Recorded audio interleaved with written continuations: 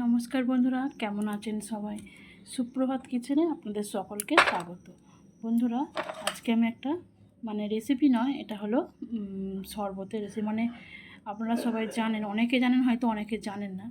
আজকে আমি টক দই দিয়ে, যেটাকে আমাদের এখানে বলে ঘোল বা বাইরে বলে ছাঁচ, আমি আপনাদেরকে বানিয়ে দেখাবো খুব সহজেই, আর খেতে কিন্তু দুর্দান্ত হয়। বন্ধুরা, প্রথমে আমি এখানে 200 গ্রাম টক দই নিয়ে, দেখুন বন্ধুরা, এখানে আমি 200 গ্রাম টক দই নিয়ে নিলাম আর দিয়ে দিলাম জিরে, ভাজা জিরে নয়, এটা কাঁচা জিরে আমি গুঁড়িয়ে নিয়েছিলাম। কাঁচা জিরে দিলাম আর সাদা নুন কিছুটা দিলাম আর অল্প করে বিট নুন দিলাম।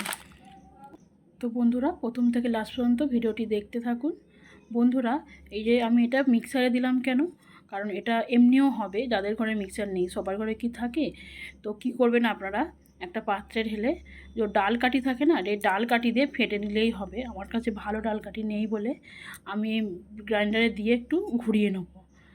সামান্য, বেশিক্ষণ টাইম লাগবে না, এক্ষুনি হয়ে যাবে। আর বরফ দিয়ে দেবো, একদম সামান্য উপকরণে এত সুন্দর খেতে লাগে। আর এই গরমে এর থেকে ভালো জিনিস আর হয় না বন্ধুরা।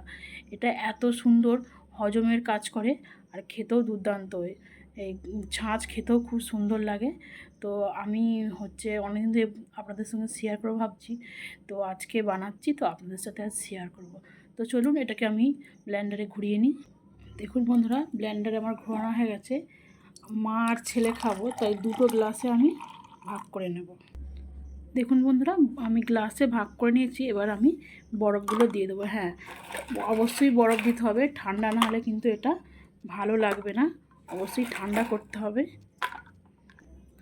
দেখুন বন্ধুরা, ছাঁচ বা ঘোল আমার রেডি হয়ে গেছে। এটা কিন্তু গরমের সময় এর থেকে ভালো জিনিস আর হতেই পারে না। হজমে বলুন বা যে কোনো হয়তো রিচ খেলেন, এই ছাঁচ খেলে কিন্তু অত্যন্ত উপকার। আর এই গরমে তো খুবই ভালো, যে কোনো শরবতের থেকেও এই ছাঁচ খেলে অবশ্যই খুব ভালো। তো বন্ধুরা, কত সহজে তাড়াতাড়ি করে এটা হয়ে গেল, কোনো ব্যাপারই নয়। আমার মিক্সার ছিল বলে আমি ওতে ঘুরিয়ে নিয়েছি। আপনাদের ডাল কাঠি দিয়ে একটা পাত্রে এরকমভাবে একটু বরফ দিয়ে একটু মিক্স করিয়ে নেবে। আমি এখানে 200 গ্রাম দই করেছি। দইটা একটু ঘন দিলে ভালো হয়, একটু খুব পাতলা হলে ভালো লাগবে না। তো বন্ধুরা, আমি ভিডিওটি এখানেই শেষ করছি। আমার এই যে ছাঁচ রেডি হয়ে গেছে। বন্ধুরা, এবার খেয়ে নেবে। আমার ছেলে এখানে বসেই আছে খাওয়ার জন্য।